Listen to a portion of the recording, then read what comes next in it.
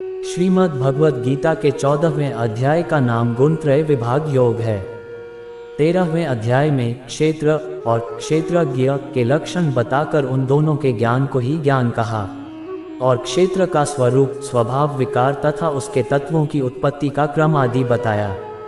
प्रकृति पुरुष के प्रकरण का आरंभ करके तीनों गुणों की प्रकृति से होने वाले कहे तथा यह बात भी बताई कि पुरुष का फिर से अच्छी या अधम योनियों में जन्म पाने का कारण गुणों का संग ही है। अब उस सत्व, रज और तम इन तीनों गुणों के संग से किस योनि में जन्म होता है? गुणों से छूटने का उपाय कौन सा है? गुणों से छूटे हुए पुरुष का लक्षण तथा आचरण कैसा होता है? इन सब बातों को जानने की स्वाभाविक ही इच्छा होती है, इसलिए उस विषय को स्पष्ट करने के लिए 14वें अध्याय का आरंभ करते हैं। 13वें अध्याय में वर्णन किए गए ज्ञान को ज्यादा स्पष्टतापूर्वक समझाने के लिए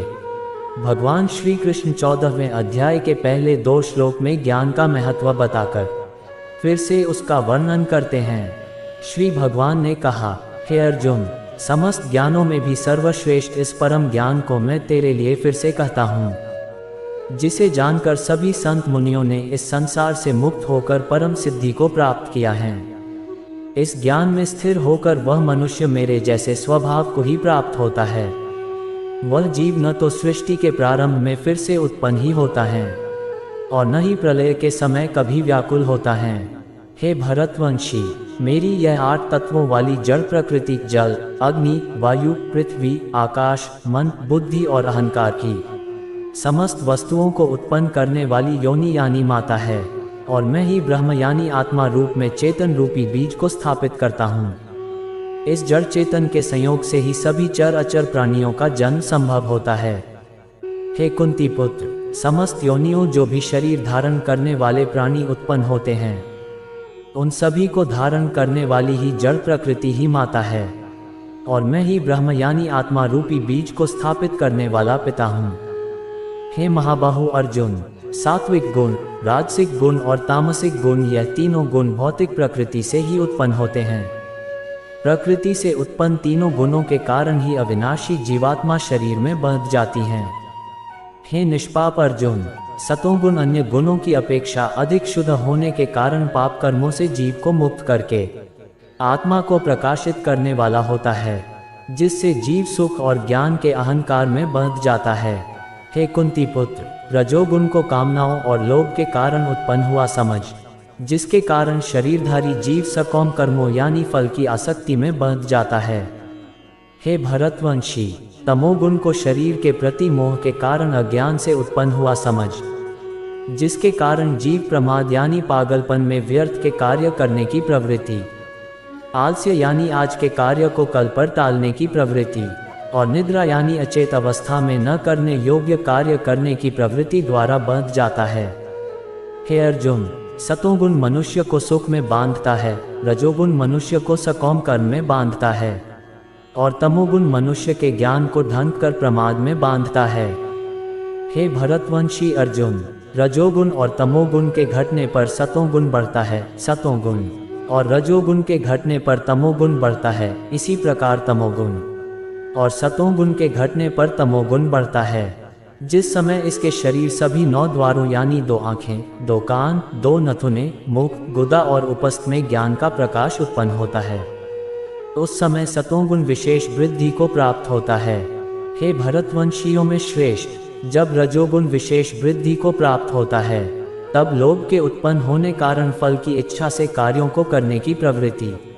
और मन की चंचलता के कारण विषय भोगों को भोगने की अनियंत्रित इच्छा बढ़ने लगती है। हे कुरुवंशी अर्जुन, जब तमोगुण विशेष वृद्धि को प्राप्त होता है, तब अज्ञान रूपी अंधकार, कर्तव्य कर्मों को न करने की प्रवृत्ति, पागलपन की अवस्था और मोह के कारण न करने योग्य कार्य करने की प्रवृत्ति बने लगती हैं। जब कोई मनुष्य सतोगुण की वृद्धि होने पर मृत्यु को प्राप्त होता है, तब वह उत्तम कर्म करने वालों के निर्मल स्वर्ग लोकों को प्राप्त होता है। जब कोई मनुष्य रजोगुण की वृद्धि होने पर मृत्यु को प्राप्त होता है, तब वह सकौम कर्म करने वाले मनुष्यों में जन्म लेता है और उसी प्रकार तमोगुण की वृद्धि होने पर मृत्यु को प्राप्त मनुष्य पशु पक्षियों आदि निम्न योनियों में जन्म लेता है। सतोगुण में किए गए कर्म का फल सुख और ज्ञान युक्त निर्मल फल कहा गया है। रजोगुण में किए गए कर्म का फल डक कहा गया है और तमोगुण में किए गए कर्म का फल अज्ञान कहा गया है। सतोगुण से वास्तविक ज्ञान उत्पन्न होता है, रजोगुण से निश्चित रूप से लोभ ही उत्पन्न होता है और तमोगुण से निश्चित रूप से प्रमाद, मोह, अज्ञान ही उत्पन्न होता है। सतोगुण में स्थित जीव स्वर्ग के उच्च लोकों को जाता है, रजोगुण में स्थित जीव मध्य में पृथ्वी लोक में ही रह जाते हैं और तमोगुण में स्थित जीव पशु आदि नीच योनियों में नरक को जाते हैं। जब कोई मनुष्य प्रकृति के तीनों गुणों के अतिरिक्त अन्य किसी को करता नहीं देखता है और स्वयं को दृष्टा रूप से देखता है, तब वह प्रकृति के तीनों गुणों से परे स्थित होकर मुझ परमात्मा को जानकर मेरे दिव्य स्वभाव को ही प्राप्त होता है। जब शरीरधारी जीव प्रकृति के इन तीनों गुणों को पार कर जाता है, तब वह जन्म, मृत्यु, बुढ़ापा तथा सभी प्रकार के कष्टों से मुक्त होकर इसी जीवन में परम आनंद स्वरूप अमृत का भोग करता है। अर्जुन ने पूछा, हे प्रभु, प्रकृति के तीनों गुणों को पार किया हुआ मनुष्य किन लक्षणों के द्वारा जाना जाता है और उसका आचरण कैसा होता है तथा वह मनुष्य प्रकृति के तीनों गुणों को किस प्रकार से पार कर पाता है? श्री भगवान ने कहा, जो मनुष्य ईश्वरीय ज्ञान रूपी प्रकाश तथा कर्म करने में आसक्ति तथा मोह रूपी अज्ञान के बने पर कभी भी उनसे घृणा नहीं करता है तथा समान भाव में स्थित होकर न तो उनमें प्रवृत्त ही होता है और न ही उनसे निवृत्त होने की इच्छा ही करता है, जो उदासीन भाव में स्थित रहकर किसी भी गुण के आने जाने से विचलित नहीं होता है